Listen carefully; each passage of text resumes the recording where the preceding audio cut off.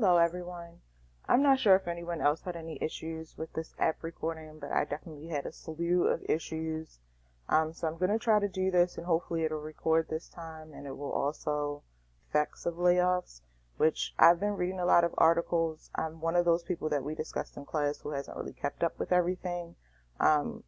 Specifically, I didn't want to be overwhelmed with all the information, but I keep up enough to know what's going on and what the important facts and things that I need to know.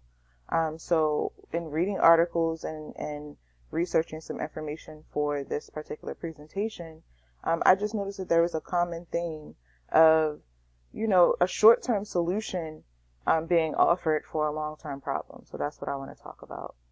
So here's some of the things that we know that we've learned from the class, which are recession, an impending recession, performance issues, or just the company deciding to rebrand itself so it wants to go into a different direction, and therefore it believes that the employees that it has do not have the skills to take them in the direction they want to go into. And then we know that we want to do it in an organizational justice way so that everything is equal across all boards, such as communicating the layoffs affected by this, and then just the whole respect of the process of how people were treated during that process. And then we know that from our text, they say that ways to handle layoffs are usually done using well-formulated strategies, which are consistent. So those are the best ways to present layoffs. And then we also know that layoffs are not efficient, and research shows that they cause productivity to decrease, as well as a decrease in employee satisfaction morale from the survivors. So unlike what we've learned, the pandemic-related layoffs are new territory, is what a lot of the articles. So some of the reasons why these things still happened during the pandemic were that small businesses did not have enough funds saved to get through low to no sales while continuing to pay employees, and then enough work for employees to do from an at-home or, virtual standpoint. So a lot of systems were not put into place to accommodate this.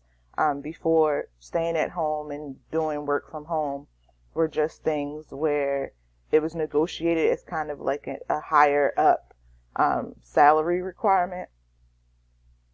So no one was really prepared to be able to accommodate any of this.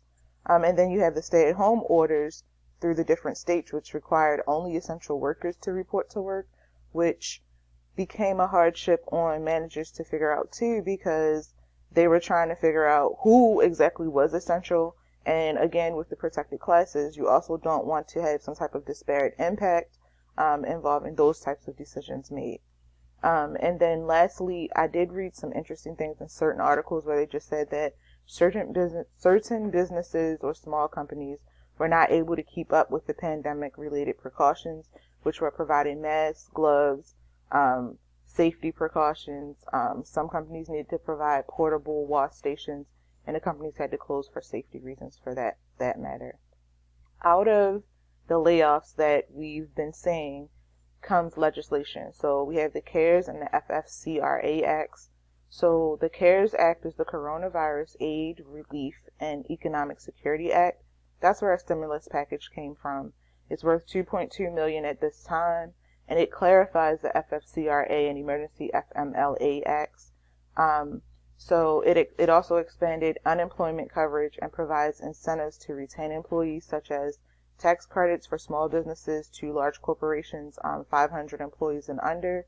And it also offered loans to businesses so that they can keep afloat, as well as I think there was like a protected paycheck program so that people could still get paid while they, try to deal with the COVID symptoms or not being able to work, in reference to that as well. And along with that comes the Families First Coronavirus Response Act. So that's what allows part-time or employees who have gone to part-time since they were full-time initially, and it allows them to work up to 80 hours of paid sick leave at their regular rate. And then after a certain amount of time goes by and they still need that time, then they get 2/3 of their paid sick leave, and it's usually due to the corona symptoms during quarantine. And then it also offers an extended 10 weeks of expanded you still get your 2/3 paid FMLA due to childcare needs because the quarantine has been extended. Something that I saw that was pretty eye-opening was on Instagram one day. I was looking and I saw the picture that's posted here about the stimulus packages around the world. And I just noticed that, like, according to the United States, which is giving out $1,200, well, compared to the United States, it's giving out $1,200 versus some of the other stimulus packages around the world. We just don't seem to have a long-term solution. This was going to be an ongoing thing, and it's obvious that it wasn't taken seriously, but just looking at some of the ones, and yes, we know that it's going to have long-term effects, but for now, at least, like, we really need the help. So, I feel like it needs to be a short-term solution, but what I noticed that is he did this whole rant, and while that was like ridiculous and probably just for entertainment for the most part, I felt a lot of his points were very valid. So he talks about how the $1,200 is great and like anyone would definitely take it because it's, you know, it's being given to them. However, when you really think about it, the average and all these other bills, so the $1,200 really doesn't cover much if it's a one-time thing. And then going off of that, I've heard about a round 2 of stimulus checks, which is not really different. We've been through that before. How months to go ahead and be able to survive on. So I thought that was pretty interesting. And it may allow us to get back on our feet and everything until we are able to get back to work and try to get some type of normalcy in our lives again, because I don't think it'll ever go back to the way it was, but at least that'll help to try to get us back to that point somewhat. Some takeaways that I think I wanted to talk about are just that going forward, there's definitely going to need to be new business models, both for small businesses and large ones alike. And I've been looking at a lot of LinkedIn posts and they're talking about ways in which like companies will now have to be more employee satisfaction oriented, because if you're thinking about working from home, you need the motivation, and if you don't trust in your company, then you're not going to be able to do that, which also decreases success for the company and then financial sales overall. So they're going to need to concentrate on employee satisfaction in case something like this happens again. And they are talking about, you know, once we do get up and running and kind of back to some normalcy, there are possibilities that the virus might resurge. So again, the government needs to just have a good preparation plan. It just seems like they're winging a lot of stuff. You're hearing them go back and forth, like laws can't be made because people can't agree on things. So it's just very interesting.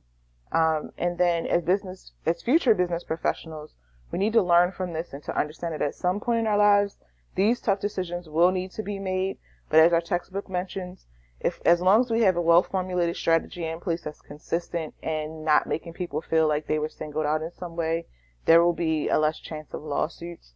And then we need to remember that we also need to consult like legal whenever necessary. So that's pretty much all I have for now. I look forward to hearing, or seeing your feedback in reference to my video. Thank you.